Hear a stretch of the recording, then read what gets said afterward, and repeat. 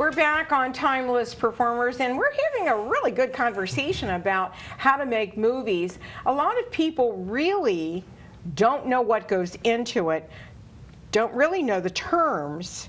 And if you're a first-time investor, you really need to know what really goes into the whole situation.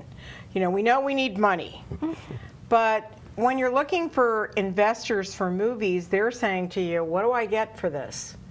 What is the payback? When am I going to get my money back? Am I right? Absolutely. So, Michael, I want you to answer that question. Okay. How do you approach those people? And do you have a financial partner that goes and finds those companies or people that want to invest? Or do you go to manufacturers and ask them to be part of it? Great questions, Kathryn. And you're right, a lot of people have no idea how all that comes together. One of the things that we do is we deal with specific groups of who fund films. They don't always come through, and sometimes we end up dealing with individuals also. But one of the things that we do is you were talking about returns, we're very clear about how long it takes to get a return on investment. And if we're going to take something maybe to a cable station, they're going to probably get a little faster return on investment than a theatrical release. That's right. So there are a lot of different variables that come into play, all different kinds of releases now. Some movies never come out to theaters. They go to Redbox, or they go overseas, or they go everywhere. They go into DVD. Correct. So, unless you have a major motion picture, unless you have the distribution of theaters, it's not going to happen. Correct. Am I right? Correct. Okay. Unless you're a really skilled filmmaker. Right. Even Steven Spielberg's had some problems over the years, right? Absolutely true. Right? Yes. So, how would you like to be in Japan shooting a film, and they put your voice in Japanese, and you become a star in Japan? That'd be interesting to hear my voice in Japanese. Right. But actually, I'm good with wherever I can get into a film I'm happy with. Right. So I would be very pleased if I were to get into a film in Japan. Alina Strick, she was really famous in England, more so than she was in the United States, until she became a Broadway star. She became more Broadway than she did film. And she just recently passed away. And she made it big time in England, not here. So I've seen so many actors and actresses that have gone to different countries and have made it there first and then come back and become famous. True? Totally. And I think that's exciting too. What do you think about, let's talk about terminology. Sure. What's an executive producer? An executive producer is the money. Is the money. Behind the film. Right. And that's why typically in credits you will see many executive producers. You can see 4 or 5, even 10.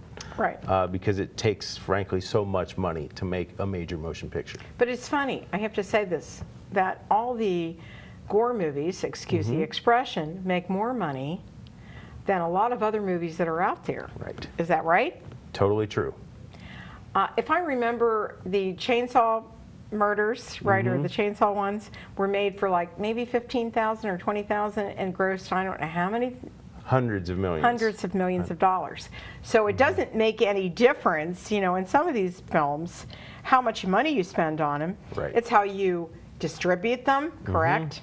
So you have distributors. So let's talk about, there's an executive producer. Right. Correct. Okay, let's talk about the rest of them. Sure. You're going to have a producer who is the one or the group who are going to do, frankly, most of the work. They're going to put the team together. They're going to hire the department heads, and then they're going to, at least to some degree, oversee production. They are the bosses of the production. And then you have associate producers who are essentially contributors on the production level. In what way? A lot of times they bring in needed services or favors. Right, like I do. A lot. Absolutely. It could be food. It could be the drinks. It could be your lunch. It could be breakfast. It could be a lot of different things. And it's actually going out and begging usually to get that that part of it. And that Correct. keeps the cost down, am I correct? Absolutely true. Now, you've tasted a lot of things that I brought to some films recently, right? Yes, ma'am. Especially the salsa that I do, right? That's Which- like heaven in a That's jar. heaven. That's heaven. That's heaven in a jar. And it's funny because I've known Donnie for a long time, and you met Bob Carl, who actually produces Donnie's wonderful salsa, and that's Don Sombrosa's salsa. And the only reason why I can't eat it is it's got garlic in it. It's too bad. So I have to depend upon you two to tell me how that wonderful it tastes.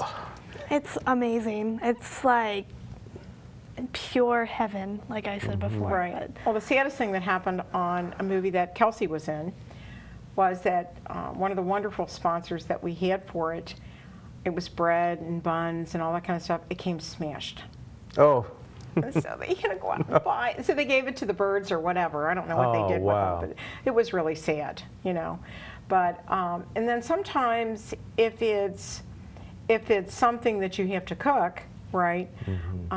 You know, you have to. You spend all day doing the catering on it. And Kathy, I think, did the catering on the movie that you were on. And was the food good? yes, it was good. Was it good? Yes, it was. Now, do you have a lot of time in between times when you're not doing your lines to be able to socialize with the other people on the set? Well, yes. I mean, it also depends on who your director and if he allows you that time, he or she. But the person I was filming with, he was very crucial on getting to know your fellow actors. So we basically were called each other, like my brother was my actual brother, my sister was my actual sister. So we were actually a family. Right. So it's a unit almost, so that you're really living the part. Yes. What's been the most difficult film you've ever done, and has it been difficult with the people that you had to deal with? I put you on the spot there. You don't have to mention any names. Kathryn, that is a loaded question. I know it's a loaded beyond question. belief. The hardest film I've ever worked on has been Act of Contrition, which I produced last year. Correction, I co-produced with Greg Agnew Right. and Sherry Allen. Right. And, you know, that was an extremely difficult thing. We spent literally, I actually logged my time. I spent over 3,000 hours in pre-production on I that film. remember getting the cross for you. I have to tell you, getting a Catholic cross with a corpus on it, which is the body on it, that's the corpus. I had to go to a company that actually physically made them. And Donnie actually did the stand for you. Wow. And I mean, there aren't many crucifix out there that you can hang on the wall anymore. Right. So looking for those kind of pieces, that's really important, right? It really is. And first off, we can't thank you enough. No, for that's that. all right. That's all right. Whenever you were trying to find stuff, it was really wild. You really came through for us, Kathryn. You know, that's right. That was a huge challenge for us. Because when I saw because as you know, and that's the other part of the set is set and what's going on the set, and that part that you have to find all the pieces that you want on it to make it really, really look realistic. Correct? Absolutely. So that was part of the challenge of finding that. And when you Right. said an 8-foot cross, and it wasn't in a Catholic church, and so we had to make it look like a Catholic church, which was a little different, right? Yes. But when you did your film, Turn in the Sun, you did it in a wooded situation, am I correct? Yes. Scary? Yes, parts of it was scary. Like my home was not a very good home, I would say. I mean, like it was old. Yeah, it was a difficult situation. Right, so you weren't used to that. No. Right. So you had to put yourself into what another child would have to live like in a poorer surroundings. I mean, did it look a little like, it looked a little like Appalachia, actually.